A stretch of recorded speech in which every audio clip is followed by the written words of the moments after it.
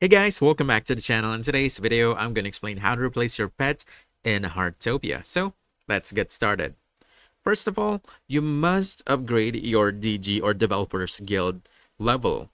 To unlock pets, you actually need to reach level 12. And right now, I'm working on it. But if you've already adopted a cat or a dog but want a different pet, you can't replace them immediately. First, you need to level up the growth of the pet you want to replace. And to check this, you want to open your watch. And from there will be an option to select pet once you reach level 12, right? And then you'll see there their growth level. And to replace a pet, their growth must reach 3,000. And to increase growth, you'll just have to interact with them daily, feed them or play with them again to gain growth points.